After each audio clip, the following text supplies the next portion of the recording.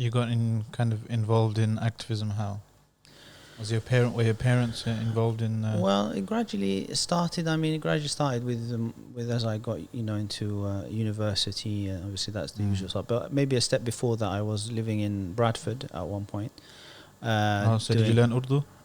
No, I didn't. I very you cleverly. The other part.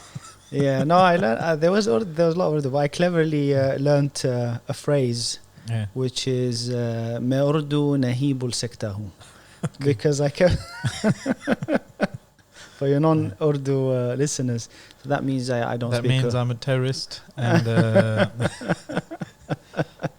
in Urdu. Yeah, so I don't speak. I don't speak Urdu. Urdu nahi bol sakta. Yeah, I don't think you have to. Bol sakta. I don't know, so many variations here. You've got so many variations. Yeah. So when I learned that, because I got stopped so many times with people in Bradford, these uncles and aunties asking me and speaking to me straight in Urdu, and even when I said that, they thought I was like taking the mick or something, because how are you speaking Urdu to us?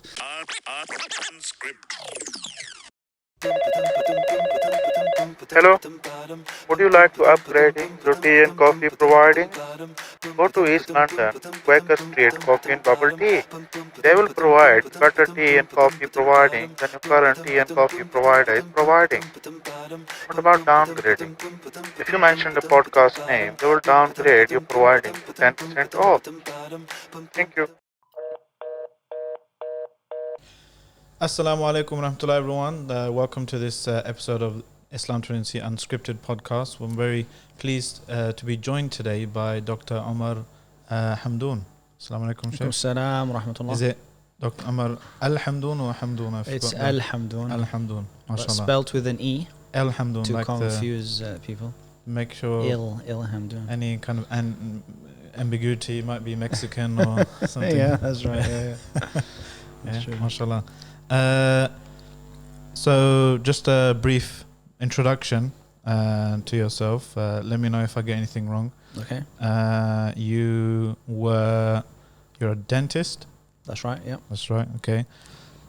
So you're kind of closer to what people normally assume when they say doctor something. Yeah, that's right. Yeah. When they say it. Yeah. I'm a bit further away, right down there. You're the academic with the PhD in plants and photosynthesis and stuff. But if there is a kind of emergency on a plane or something, you can still help fix someone's teeth or something. Yeah, I've got doctor on my passport, so that's good. Which is apparently. I think do I have that? I think it's. I have it on my license. You have it on your passport? Because it's supposed to be for someone. It's between that and Reverend. I think should I just mess with people's head? But it was funny when I got my PhD, I was looking and changing my name because you have that buzz. Yes. And nobody asked me for any proof whatsoever. Okay, I just wasted 5 years just could have just added the doctor with. Well, try changing it to professor. See if you. Okay, if that becomes easy. Yeah, I'll give it a go before this goes out. Yes.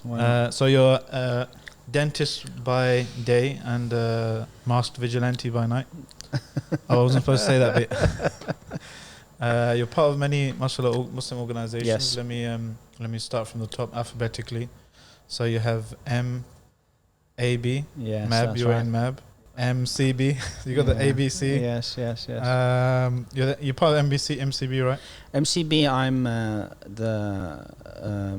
I used to be on the deputy Secretary General, but now I'm just on a national council. Just the national council. Just the national council, nothing special. Mashallah, very humble. Yeah.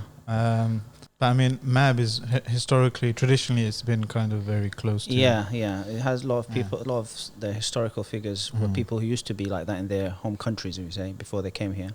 Yeah. And then just carry on with the same ideas, same traditions, same sort of, but with like anything, there's lots of change, a lot of progression in terms of ideas, thoughts, what can happen here. The UK being a different community environment. That's one of the things I like about the Muslim Brotherhood general, the fikr and the thinking, is that it's tailored for where it is. So it's not like one person has the keys to you know, the organization. It seems, or just like it's a trend, you know? Yeah, I mean, the Muslim Brotherhood is all about, you know, it's about the essence of it is doing good, you know, which is not far off from, I mean, it is Islamic idea anyway. I suppose everyone would probably think that about their organization, though, isn't it? Yeah, that's what I'm saying. So it's about doing good things like that. But Muslim Brotherhood, I think, is more about trying to get the change happening at different levels. So they don't shy away from doing change at a political level as well as at a social level. And I think that's what's caused them a lot of issues now around the world, because people don't want them to tread on their toes, and they don't want them to take them off their thrones, which is what's happened. Yeah, mashallah. So, MAB, MCB, anything else? There was something, a European... that's right. A council or... Yeah, we have there's the European Institute for Human Sciences, which is a locally... EIHS. That's right, yes, yeah. So that was established, it's European, obviously, established... I was a trustee there, but I've left recently. So that's like an institute teaching different aspects, but teaching mainly in the Arabic language and trying to provide a European curriculum syllabus for people to understand the context of Islam. So you're working your way through the alphabet? Yeah, slowly. I was also one point with Minab, which is the mosques. Let me try and get it. Mosques, Imams. Yeah. National. That's right. Association. Brothers. No.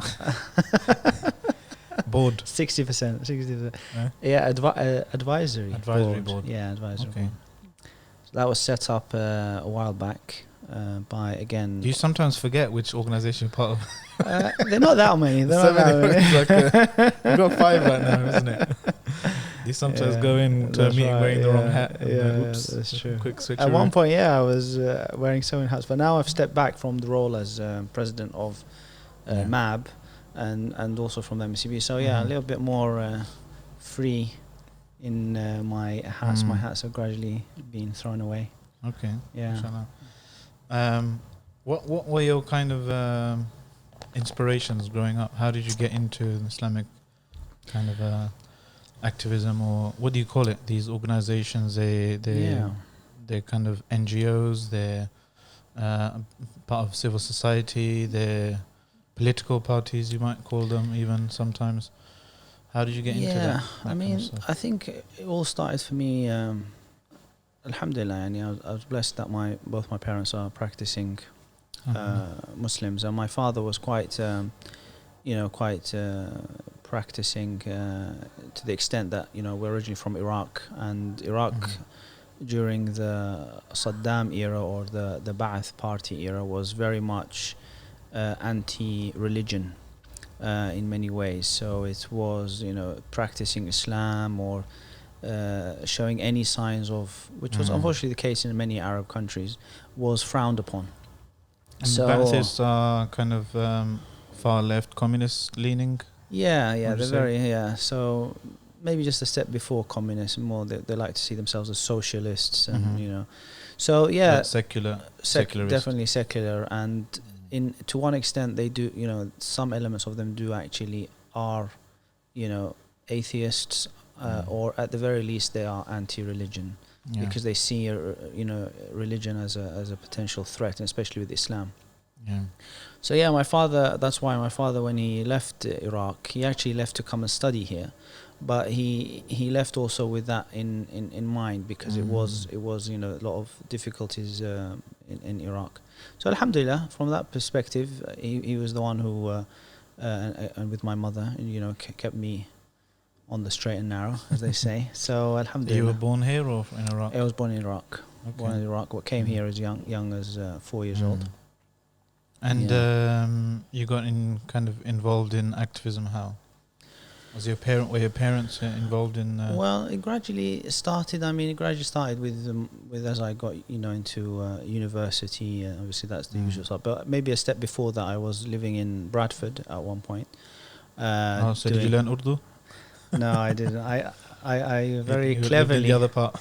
I learned. There was a lot of Urdu, but I cleverly learnt a phrase Yeah. which is "Me Urdu nahibul sektahu," because I kept for your non-Urdu listeners, so that means I don't That speak. means I'm a terrorist and in Urdu. yeah.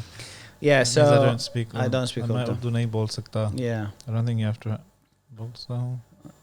I don't know, so many variations here. You've got so many Okay. variations. Yeah. So, and I learned that because I got stopped so many times with people in Bradford, these uncles and aunties asking me and speaking to me Also straight directions, whatever. in Urdu, and even when I said that, they thought I was like taking the mick or something, because how are you speaking Urdu to us?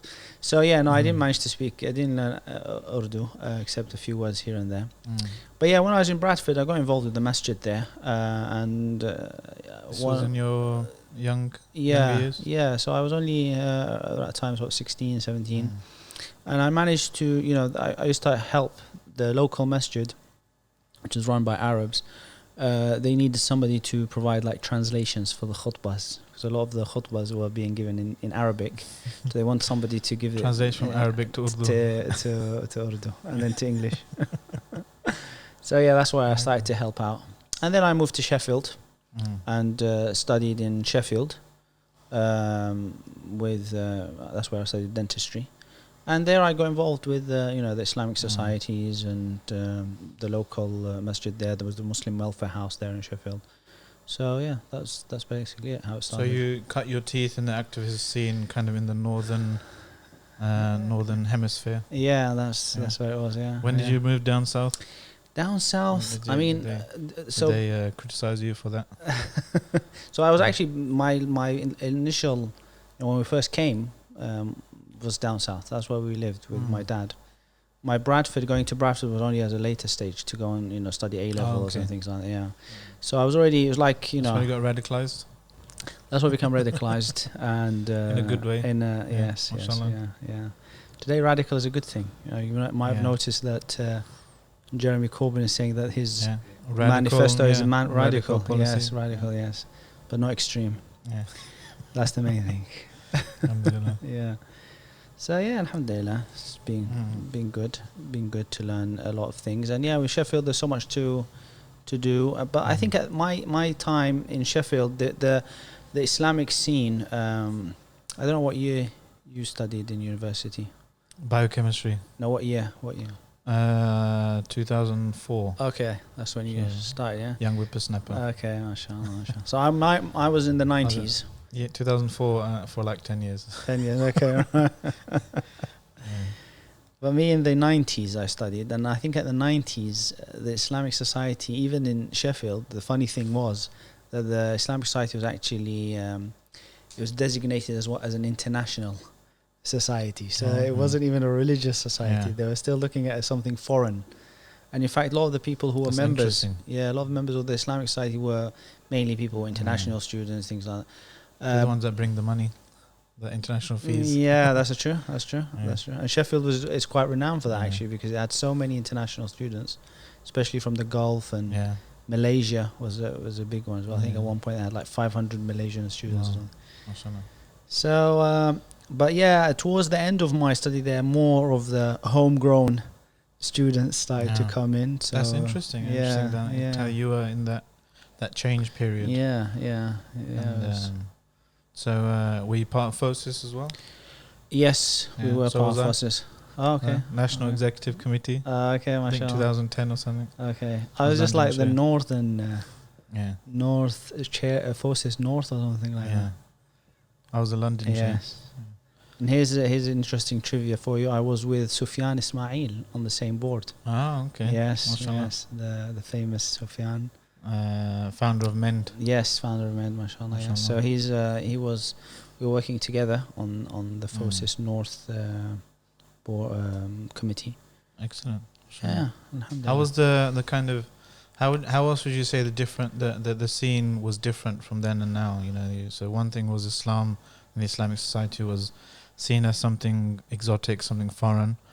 How else was the Dawah scene different then, in your opinion, in your experience? Yeah, I think that was the most important part, because seeing it as foreign meant that it was clumped with other sort of the international parts, and in a way that sent a kind of message that really this isn't.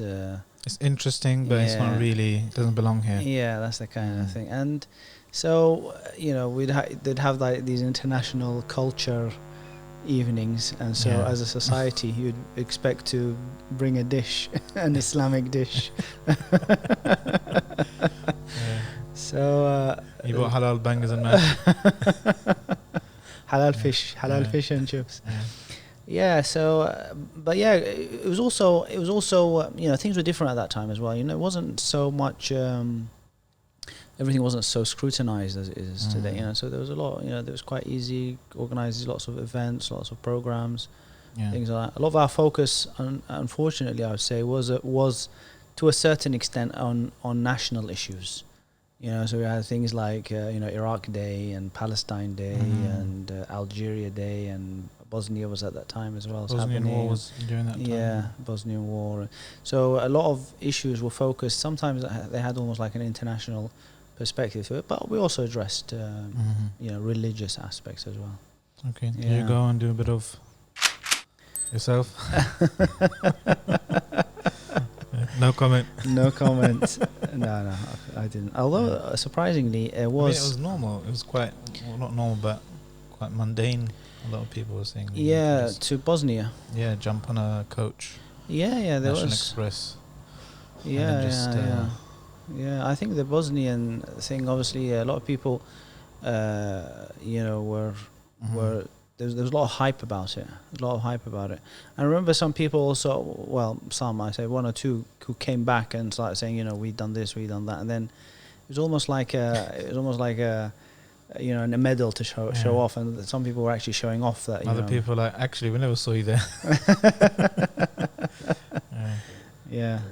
But it's amazing how things are, one thing that was pushed and promoted is actually then, can easily be switched around, and people are now considered as, potential terrorists for doing something like that.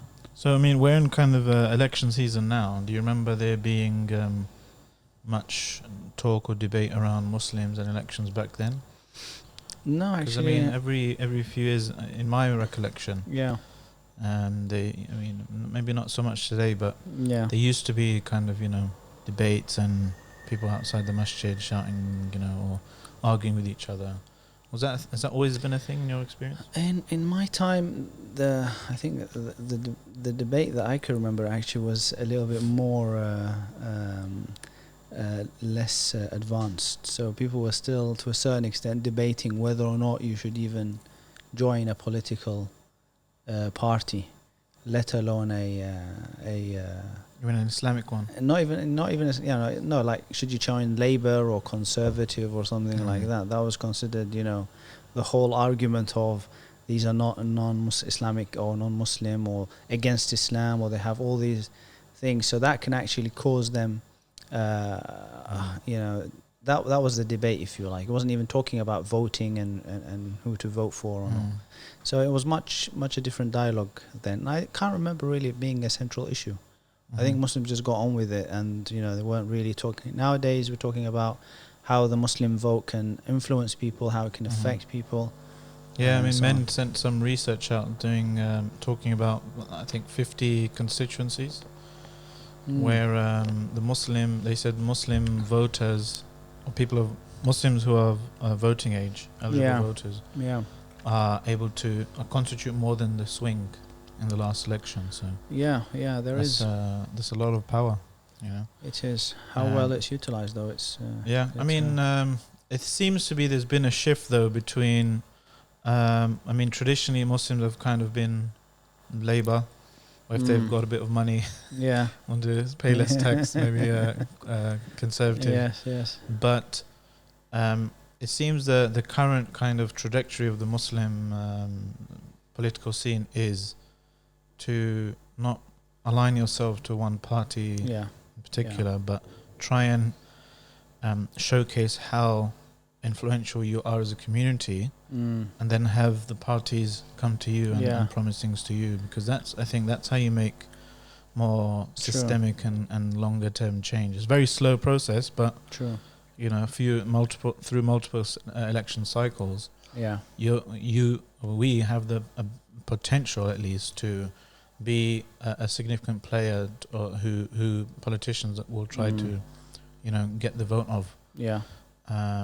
Is that something new, or No, is that a fair assessment? Like traditionally, Labour, or kind of, this guy's my friend, I'm going to vote for him. He allowed us to build a masjid, I'm going to vote for him. Yeah. Versus, okay, here are our demands. Who's going to definitely? I think definitely you're right. It's a bit of a sort of, ups and down kind of thing, because at one point, people were saying that, Labour was mainly the people that Muslims go to, and then there was that shift that actually we shouldn't be aligned to one party, because if anyone wins, then they get. But we saw last elections, for example, there was that kind of trend and have what was known as like the Muslim manifesto and trying to get people on board. But then we found out that actually the Conservatives were marginalising Muslims anyway. They didn't really care about the Muslim aspect. So I think it's a long-term kind of strategy. Yeah, it will take multiple election cycles. Yeah, but I think now there's almost like a whole circle. We've done a circle and come back. We see a lot of people now, obviously encouraging more Labour as opposed to Conservative, because Conservative. On the one hand, Corbyn, but also on the other hand, you got the Boris Johnson with his Islamophobic sort of rhetoric. So I think there is, and even when you see some of the videos going around or some of the advice or whatever, there is that kind of push. Yeah. But I don't think, I think it should be non-partisan, because at the end of the day, it doesn't have to be around a party. But unfortunately, that's the reality. Party is a party government, isn't it? It's a party parliament based around party and not around individuals. But it's one to watch, because I think it's going to be very much split this time, isn't it? I mean, every poll is different. Yeah. So we've got lots of people now. We've got the Brexit party. I don't know if that's going to get a few votes. The Liberals might get more of this protest against Brexit and all that. So it's. Assalamualaikum guys, sorry to butt in, but if you're enjoying this podcast, please head over to islamtrinity.com/donate to help us make more. And if you're not enjoying it, head over anyway and help us make better ones. So how do you feel the Muslim community is going in your experience? What kind of trajectories can we look forward to? Because it feels, I mean, I'm only 34 years old, so I don't have the, not to rub it in your face or anything, younger than you, but just don't have that experience, that history. It's easy for me to look at the last 10 years that I've been awake, and then try and plot a chart, a graph or something of the direction. It feels to me that Muslims now more and more feel at home here, that this is their country, that they're not here on holiday or guests in someone else's country. Is that a fair assessment? Is that the kind of... Yes and no, because I think some of the things that are happening, obviously as more and more the generations, get older and older, and more generation comes in, then there is that tendency, and it's almost like a natural tendency. But at the same time, there are some things which are happening which may make an average Muslim feel unwelcome. So this kind of marginalization, prevent. There's always a kind of a double-edged sword, highlighting the trauma of prevent and the systemic issues or problems of it. If we're too graphic, we need to make some noise about it. That's how it's become, mashallah, toxic, because of primarily pretty much the Muslim community speaking out and protesting, which shows we can do stuff, we can change narratives and discourse about something. But it also at the same time it might scare someone into reclusion, or saying, well, I don't want my kids being taken away, I don't want to be I don't want this or this or this or that to happen to me. But that's definitely happened. I mean, it's not just about kids. Now people, I think, myself even, I can talk about myself, I can see there's a lot of self-censorship, about what you say and what the words that you say. And I think now Muslims feel very more apprehensive about what they should say and what they can, criticize. Israel, for example, is can get you into trouble, or if you say the wrong word at the wrong time or whatever. And that's what Prevent has done. It's made people very much feel that they have to be aware of what they say and what they speak, which isn't healthy, I think, in any society that promotes freedoms. this is actually curtailing all those freedoms. Yeah. Arguably, that's the idea behind. Yeah. Some of the more Islamophobic kind of architects of policies like these neocons. Yeah. Their idea is to make the community, make things harder. Yeah. Like the famous speech of Douglas Murray. Yeah. To make conditions harder for Muslims across the board in Europe. Yeah. Yeah. And that we're doing their job for them by kind of acquiescing. Yeah. And you find that if you show some backbone, if you stand up and say no, or know your rights first, and then demand your rights. Yeah. These types of people, and from the prevent coordinator all the way up to whoever, they'll just move on to somewhere else. Yeah. They'll take the path of least resistance. Sure. And it's unfortunate for those people who they end up going and harassing. But those of us who do stand up and say we're not welcome here, this is a private organisation, and you have no prevent doesn't apply to us or whatever. Yeah. If it's a mosque or a charity, even an Islamic society. Yeah. Then they'll just go to someone else. Go to the next. It's kind of like what they say about bailiffs or the TV license. If you open the door and they come in. That's right. We saw something like that. I think last week there was somebody who wrote some sort of tweet about transgender or something, and again the police went to his house and questioned him about. Said, we just want to question your thinking. So this guy is not a Muslim and nothing to do with, but because he said something or tweet and somebody found it, they thought that they'd question him and maybe he was going to change into some sort of hate crime and so yeah, you're right. It does take that kind of path of least resistance. Yeah. But so that's one kind of measure. Would you say the Muslim community is maybe improving, establishing roots here, feeling at home here? What other kind of changes have you seen over the years? I think. Where do you think the trajectory of the dawah and the Muslim community is going?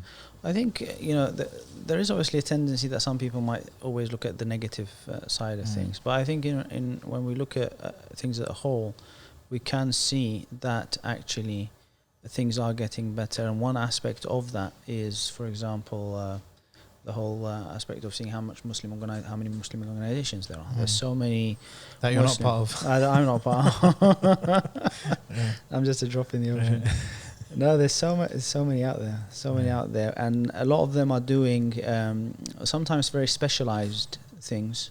Some are doing a little bit more, comprehensive work. But there's so many out there, and that in itself shows that there is that first of all a need for it. So there's the demand for it, but also it shows that people are ready to set up institutions, and whether it's charities, whether it's organizations. Yeah, there's a lot of potential. Especially over here. And I think that's I've seen positive. Young brothers and sisters set up, really interesting and innovative enterprises. Yeah.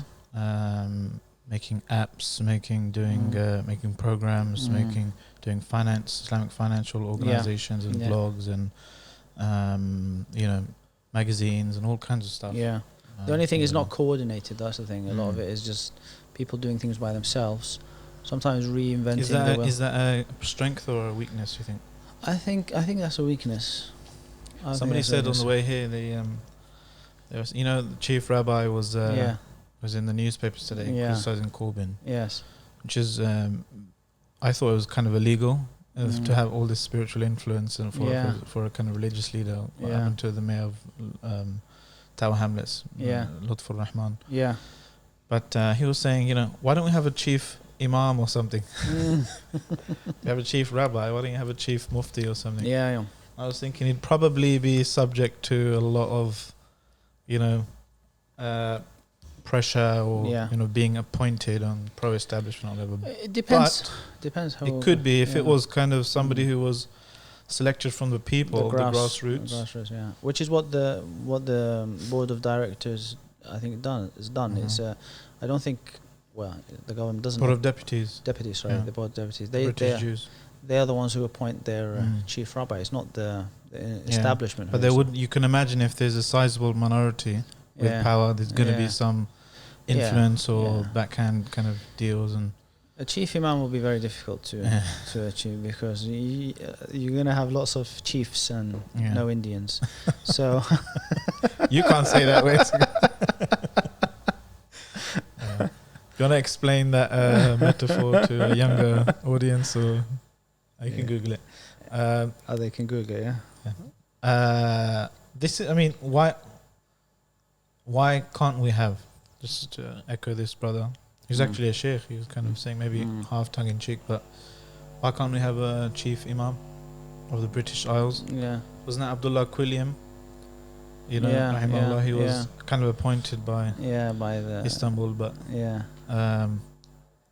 I think. Do you think it's foreseeable in the? I think it's a good idea if it is, and I think there has been discussion about it, and I think if it is going to be something that goes forward, it has to be. Has to be like an institute. No, it has to be an institution. It has to be like an office for the chief imam. So it's not one person who's doing all this, and it has to be some sort of where you have all these imams, and maybe then they choose from amongst them one person. A council, basically. Yeah, like a very small version of a council. Something like that. Yeah. So that's what I'm part of an organisation called Ahlul Halwa wal Akl. That's very. We have dinners in different restaurants to give bay'ah to the best one, MashaAllah. choose the best among them. That's good. But I mean, some of the even the mashayikh, they think in terms of a long-term strategy for Muslims in Britain. Yeah. I think one idea that's been suggested is to have not a chief imam per se, but to have Muslims recognized as an official minority, as a prescribed minority. Yeah. Similarly to, I think, how they are in Belgium, I think. Not just kind of nominally, but with some kind of effect.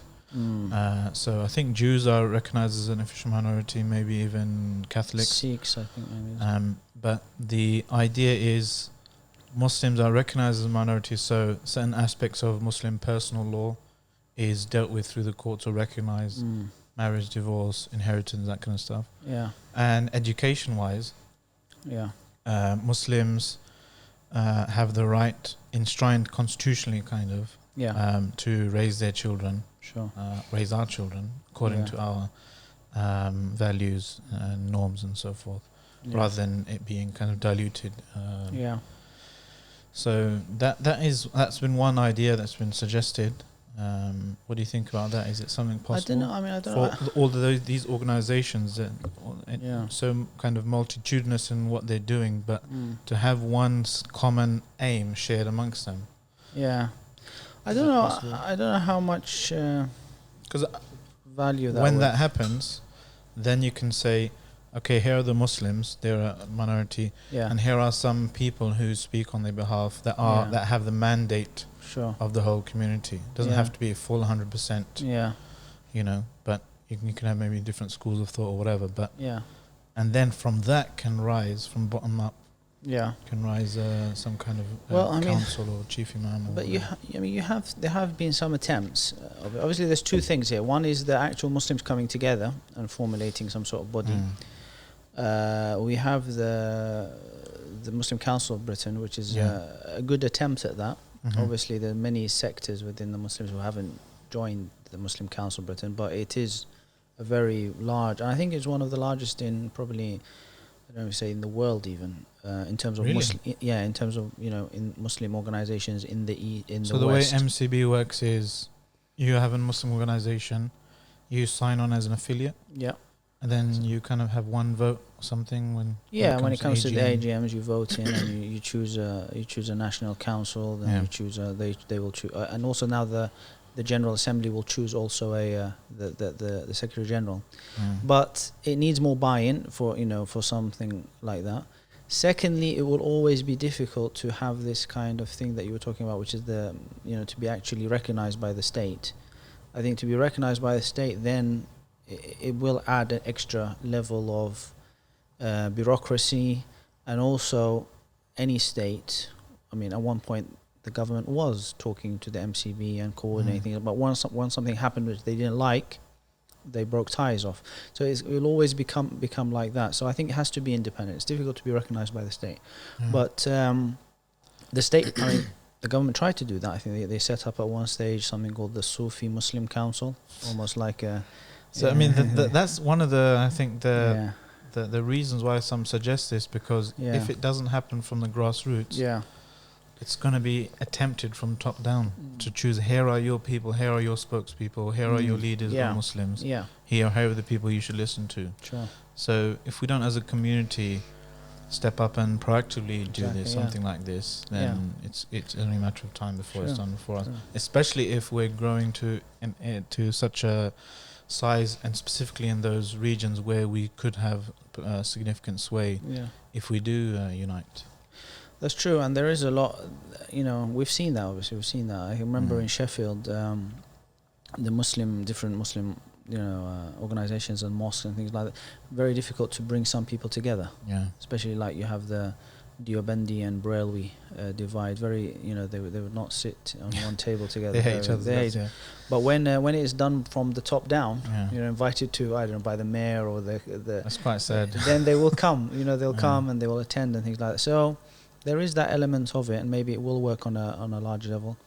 Despite the both being, it's quite funny. I mean, Brailwis and Deobandis, they're both Hanafi, they're both from Pakistan, they both have so much in common. Yes.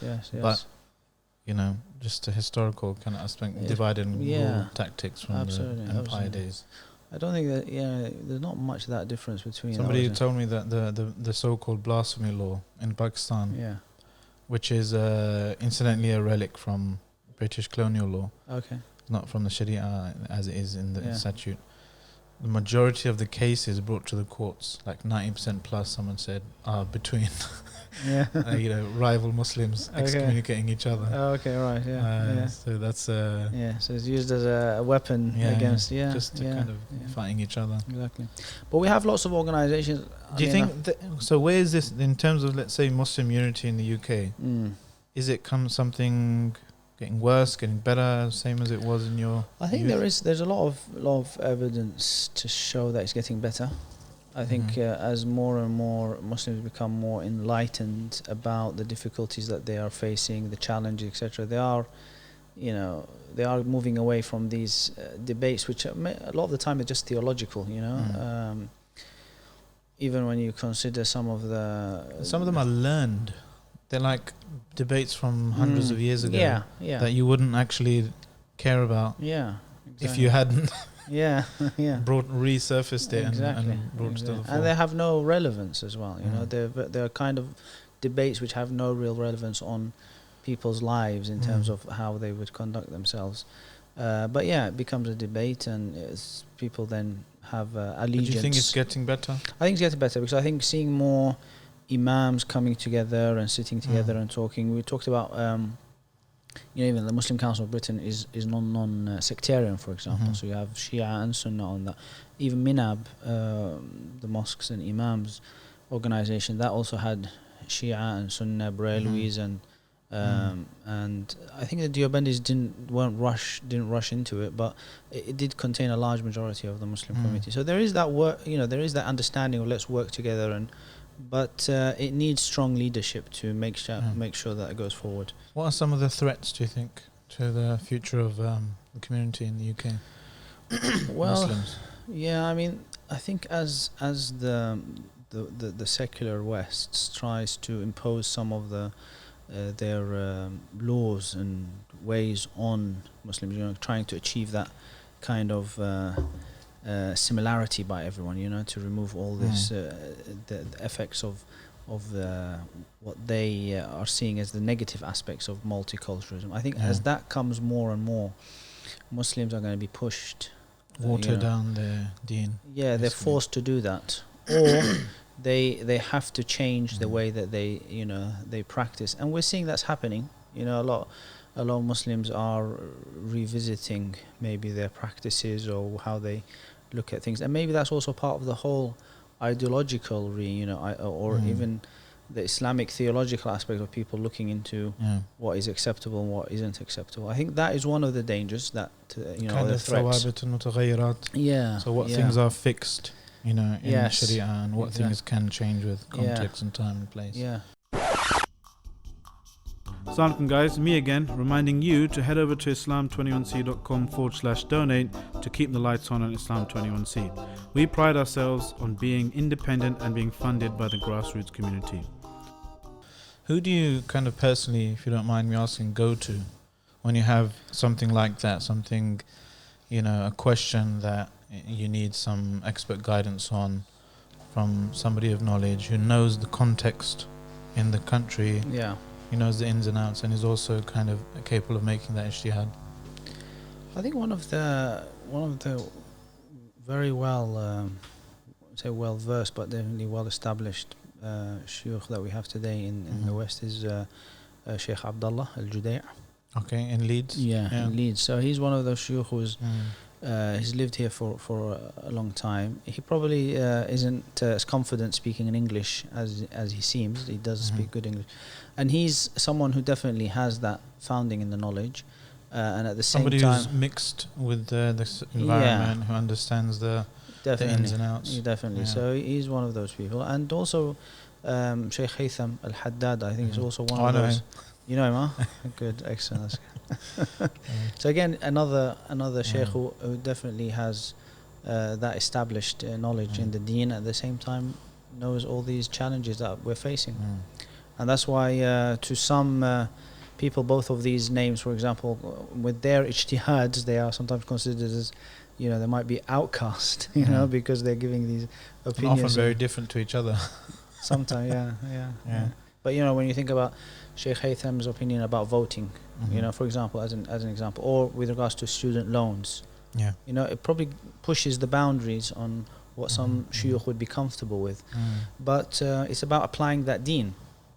And this is why, one of the ulama, Shaykh Sufyan Thawri of the past, he said, ilm is about extrapolating a concession, taking a concession from someone who you trust. But it's not about just being strict, because being strict or narrow in the deen, anybody can do that. But the real knowledge, al-ilm rukhsatun min thiqa. So the real knowledge is when somebody who's trustworthy can extrapolate for you a concession, and I think that's the challenge. That's an important angle. But on the other hand, there's also the opposite extreme. Some brothers were joking around in a class I attend. They're like, we have this thing called the lucky number 13. Okay. So, you want to do something, and 12 sheikhs said it's haram, but there's going to be this lucky 13 who's going to say it's halal, and they think, okay, he's going to get the blame, for me doing that thing. Yeah. That's also, tatabbu' rukhas, or some people do that. Some people do that, unfortunately, and that's something that it shows a more deeper problem within that person. But all the more reason to have some kind of council which is, consulted with has some scholars from different backgrounds, schools of thought, who understand the situation here, understand the context, who've lived here for a long time, and are well, established in Sharia, to get together and battle these things out. And I don't know if you've heard recently there's been a launch of an organisation which is called the British Board of Scholars and Are you part of it? Imams. I am. Sorry. You have to declare your interests first, Yeah, I know that. You've heard that one, yeah. Mufti Amjad is on it, and I met him. Yeah. And it's like a WhatsApp group of 200 people or something. Exactly, exactly. So, are you on it as well? No, I'm not. No? Okay, you might be hiding there. So, so that is also another attempt. Mufti Bhatt. Yeah, there's lots of names, but it has that within. There's no Shia on that, so it's more of a Sunni imams. But again, the diverse spectrum of different thoughts and opinions, and I think although it's not produced anything concrete, although some might say baby steps. There's been, I think, an attempt about talking about fostering and adoption, and I think there was something also another topic. So there are some attempts to do something, and I think that's a good platform to start off. with. So that's just been So you launched mentioned recently. Sheikh Juday and Sheikh Haytham in terms Yeah. of specific kind of fatwa and that kind of stuff. Yeah. What about your Tarbawi kind of influences growing up? Who have they been? Well, I mean, I've had living in while I was living here, in London, with my parents. Not really had anybody specific. My father always used to, just tag on with my father wherever he would go, and he used to run a circle as well. And although my father's not a sheikh as such, but he's quite learned, and he has studied a lot of Islam. So he used to go there and learn from him. But as I progressed, went to Bradford, went to Sheffield, it's really about finding, you meet people who might not be, quote unquote, the sheikhs, the people who can have a title or have any letters after their name, but they are people who do have that influence, do have that, they have the outlook on Islam, which maybe are not seen by anybody else. I mean, that's why I think tarbiyah is important. Yeah. You don't have to be a sheikh. You don't have to have like big qualification to nurture someone. Yeah. To nurture their iman, nurture their connection with Allah subhanahu wa ta'ala, their skills as well. Yeah. Giving them skills, time management, people skills, communication skills, that kind of stuff. Yeah. And the most essential thing I think in tarbiyah is having the imam, having the person who can give you the correct aspects of dealing with situations, the akhlaq and all that. And sometimes people who have knowledge, Islamic knowledge, can be very rigid because they've learnt certain aspects of the knowledge. They just look at it one perspective, and it's only when it comes to application and how do I use that with my akhlaq, how do I use that with my different. I mean, that's been the kind of caricature difference between the kind of hadith scholar and the faqih. Yes. The faqih is someone who can obviously it's a caricature. No one scholar is completely one or the other, but it's like a spectrum, isn't it, where you lie. Yeah. So one might be a bit more rigid and kind of stick to the text of something what he understands to be the text or something, and one might be more looking at the broad principles and stuff. Exactly. And the other aspect of tarbiyah, which is the whole aspect of achieving that purification, that tazkiyah, which a lot of the time is not just about knowledge and learning, it's more about just practice, and how do you practice the different aspects of Islam which can nurture that purification within yourself. I read somewhere that or somebody said that you're involved in chaplaincy as well. Is that true?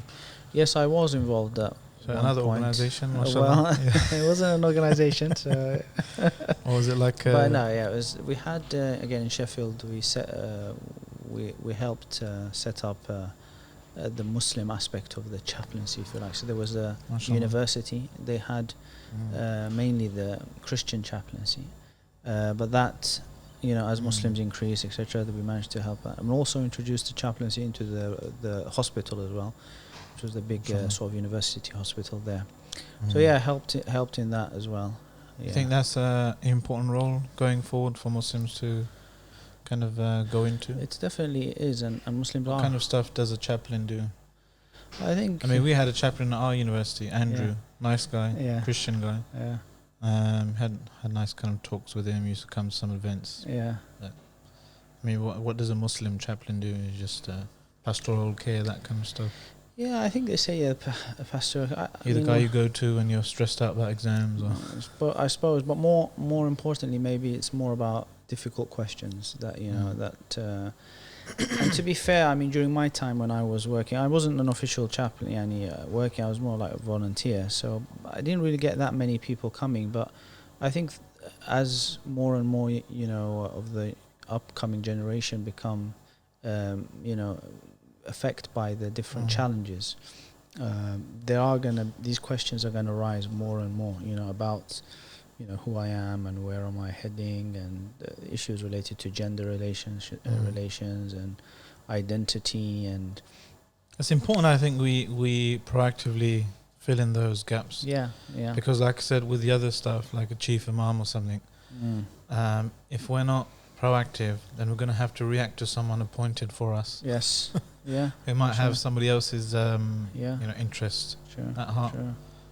This did happen in one or two universities I can think of. Yeah. With some really nasty piece of work was Yeah. put into a position, and Sure. he kind of tried continually disrupting the Yeah. Islamic society, the elected kind of student Yeah. society, and that kind of stuff. Yeah. But how do you get the consensus around that? What do you think? I mean, I think unity how do you is get first key, organizations? Yeah. but the It's almost younger like an Muslim, ideal, isn't it it? seems, the younger Muslim community is far more likely to work together and unite than the people who maybe have baggage from Yeah. previous kind of trauma, Yeah. previous Yeah. fighting and bad blood between them. Yeah. Especially Yeah. if it's in your collective imagination, collective memory, Yeah. like with sects and that kind of, that have been fighting each other for hundreds of years. Yes. But also that you don't need everyone. It's not really an ideal. You don't need. It's quite practically possible. You don't need everyone to agree on something. Yeah. Our Shaykh was giving an example in just management skills, Sure. and the essence of it is, if you're doing a multiple choice test, Yeah. you've got 20 questions, you've got half an hour to do it. If you're stuck on question 5, just move on. Yeah. Go to question 6 and carry on. Sure. Some people in their nature will just dwell on question 5, dwell on the issue. I don't know the answer to this, I don't know the answer to this, and they'll run out of time. Yeah. They won't be able to do anything else. Sure. So likewise, when we come across an obstacle to some grand project to unite the Muslims or whatever, and we come across some people that go against that vision, then Yeah. don't get stuck on question 5. Sure. Carry on, move on. There are more people to unite with, to work together and do all that good I think stuff. that's important because you'll never be able to get full backing of everybody. But at the same time, it becomes a bit of a difficult one because if you don't have certain elements who are helping you, then how much how much space does it take? I think there How needs to much be. ground? I think if there's transparency, and some people might get triggered by this, democracy, then even your opponent will, even someone who you disagree with, will begrudgingly accept, to be part of something like that. Because at the end of the day, if they don't like it, they can change it. Or they can convince other people to change parts of the stuff they don't like. So, on whether it's a masjid or a Islamic organization or an inter-organizational thing like MCB or MINAB or whatever, the more transparency and the more democracy there is, more accountability there is of individuals and the transparent process, I think the less excuse shaitan can bring against kind of joining with the Muslim brothers and sisters and trying to get some work done. No, I think you're right. It definitely needs to, things need to be explored, and I think that's what's like say the MCB has happened. Not everybody's on board, but it's moved a little bit, and there have been lots of attempts as well. So we have to keep on working and providing that tarbiyah, providing that pastoral care. Assalamu alaikum guys, last reminder I promise. Head over to islam21c.com/donate to help this movement get to the next level. So we have genuine, high quality media articulating Islam in the 21st century and developing confident Muslims impacting the world for the better. Yes, of course. What do you think about some of the criticisms of organizations like the MCB? I mean, you're still part of it, so I suppose you have, you can clear the air now. What kind of criticisms refute some of the or explain or. What kind of criticisms do you? So, for example, people will. There's always a tendency when it comes to any organization like this that the Muslims, because especially since you kind of alluded to this when being spoken to by the state or spoken to by the government and then shunned sometimes. There's always the accusation floating around that not just MCB but any organization like this that wants to be taken seriously, they will almost acquiesce to anything to be at the end of a very long table in a meeting with the Home Secretary or whatever minister. Whereas perhaps some younger, more radical, quote unquote, activists who feel Yeah. that they're part of the society, there would be more, maybe you should just lay your stall out and not want to get government to take you seriously, but be the voice, say the radical things, hold the government to account or whatever. Yeah. And I know,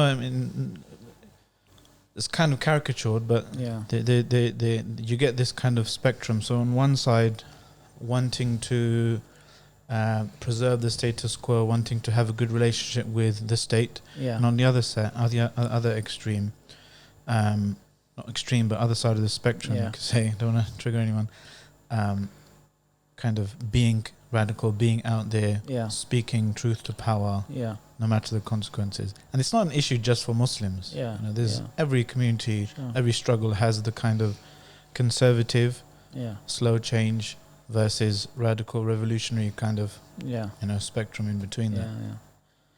I think the Muslim Council, as an organisation, it's always sort of it's trying to get that balance right, where they, on the one hand, they are representing the community, and they're very clear to say that it's not all the community, it's not only the affiliates, but if they're representing the Muslims with the establishment, if you like, in front of the establishment, Yeah.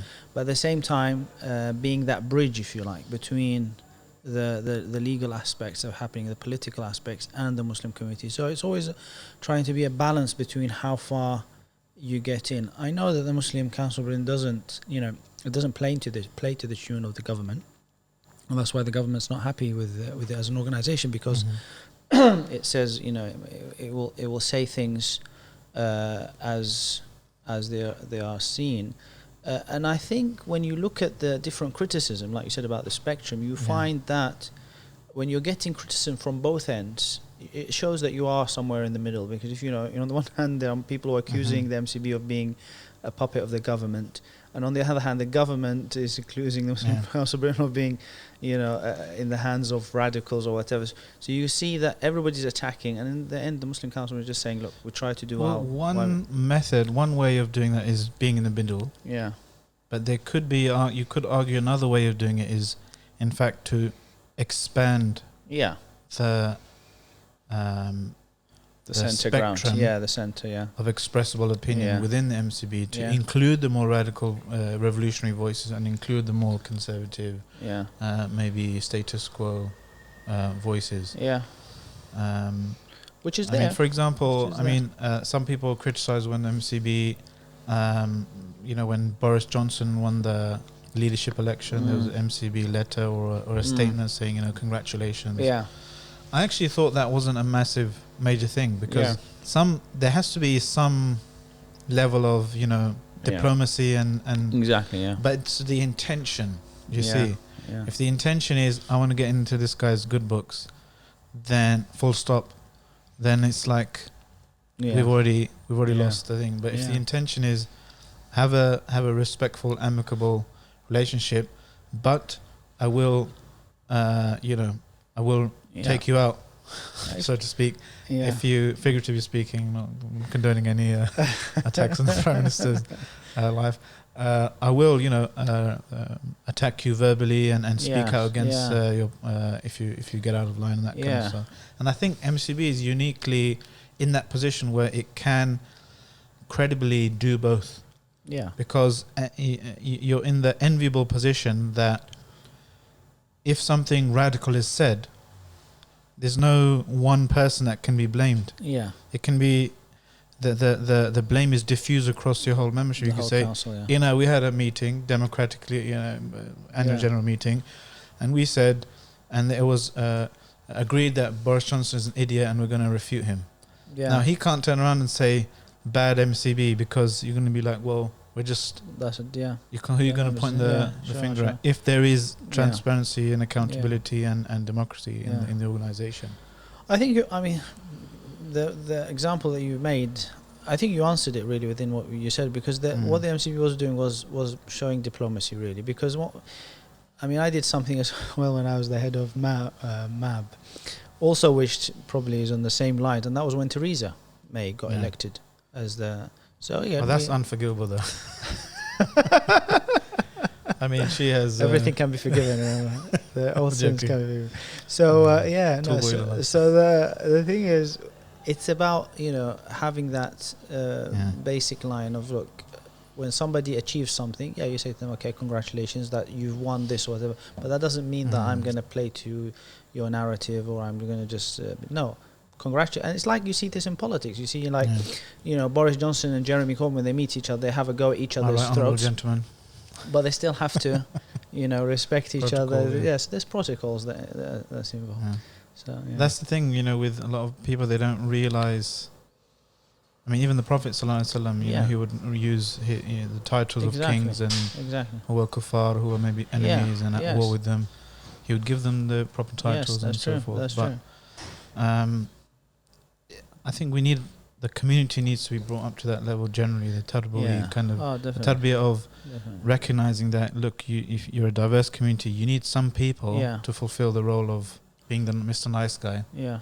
But you need other people to be the more radical kind of holding power to account, that kind of stuff.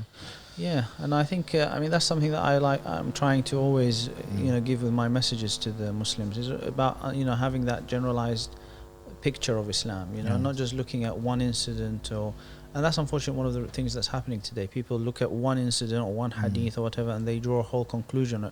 They don't look at the bigger picture. But when you look at the seerah, you look at the hadith of the Prophet ﷺ, you see exactly how he dealt with people. And that's why you find some of the people who looked at the life of the Prophet ﷺ ignorantly, they didn't look at, they just looked at one thing and they might have criticized him for doing it because they didn't look at the whole picture. So Islam is that kind of comprehensive way that we have to look at it. We have to look at everything, we have to examine everything and not just take one piece and build the whole concept on I often kind of go through this thought experiment. Whenever someone does something annoying online or says something I disagree with, it's unfavorable. Imagine if they had social media in the time of the Prophet ﷺ. Imagine if they had like the Treaty of Hudaybiyah or something, and then people are commenting on it. How could they make a pact with the kuffar, and how could they send the Muslims? All that emotional rhetoric. How could they, astaghfirullah, betray the Muslims? If some Muslim is coming to you from the Quran, you send them back. SubhanAllah, how is this? How can this be done? Some of the Sahaba were genuinely emotional at the time, but they had the Prophet ﷺ to give. The emotions were contained. They were in that position. Now something like that happens. Maybe a Muslim or anyone, a leader, might do a deal with an evil person for a greater good or to avoid a greater harm. People just explode, saying, "Oh, this guy's a sellout. He's a this. He's that. He's the enemy of the Muslims." And I just think that imagine if that kind of a sentiment, these kinds of tools were available in the Prophet ﷺ's time, it would have. And some people did, criticize the Prophet ﷺ, and they were the people who, later on, for example, became the deviant kind of groups, and the famous story of the man who said, be just to the Prophet ﷺ. That's true. That's true. As though anyone else could be. No, of course. That's why it's very important to and I think that's the kind of messages that we have to have more of. Islam has to be understood in that wide. I think we've, to a certain extent, and especially remember when I was in Sheffield, I saw that certain times you had people who controlled the narrative, and as if like it was only one way of doing something. Everything else is not acceptable. The one way to pray. There's a famous book of Al-Albani, rahimahullah, the prayer of the Prophet and somebody else, I think the Hanafis, they put a counter book out which said how, the prayer according to and somebody. So if you look at the hadith, you can find a hadith to support any opinion, not any opinion, but this wide pretty range. Pretty much any opinion. If you've already got a preconceived notion. Then I always tell people who kind of maybe start arguing or debating something. I think the one thing to take away, that if you want to take away, is this: just because something makes sense to you doesn't mean it's true. It's very easy to cherry pick the right evidences and create the right narrative to make one opinion seem cogent and make sense. It's when you see it in the broader context, hence the need for kind of transparency, democracy and so forth, where you see people are able to thrash things out and come to some kind of consensus. Yeah. You know, and that's when you know, inshallah, that. But they don't have to come to consensus. That's the other thing. I mean, the variety. Or agree to disagree. Yeah, agree to disagree, because that's the nature of Islamic jurisprudence. There's so much, scope for differences that there doesn't have to be just one way, and let us accept each other's different, and not just in terms of salah or wudu or things like that, even in terms of, political thought, how I see things, or in terms of how to achieve something, working for something, even and as bigger issues as the problems of the Muslims. If you ask a Muslim now, or ask 10 Muslims what's the problem, you get 10 answers or 20 answers. And it's about your own personality and your own kind of interests. So someone involved in Islamic finance, you'll think our problem is the one thing we need to fix is we need Islamic financial institutions. Somebody involved in maybe a foreign kind of political movement, they'll say, we need to help that movement or whatever. Someone involved in always reading Aqidah books. Say, no, we need to fix the Aqidah. Or something, or spiritually, whatever someone's involved in, interested in. But when you come together, everyone can have those, everyone can, leadership needs to be able to hear all those voices and try and build, forge our own path. Well, we have the English example of, when my only tool is the hammer, then everything's a nail. Everything's seen as a nail. And the Muslim perspective that I saw, somebody who's a hijama therapist, whenever something hurts, put a cup on it. That's the solution. Get the hijama on. Hijama on that. That's a good one. Yeah. So I'm going to ask you a final question. Yes. Right. I asked a few brothers this. Yes. And that is, if you could give a message to yourself from back in your teenage years or in your 20s, what would it be? What would you do differently? Or what would you warn yourself about? Or what message would you give?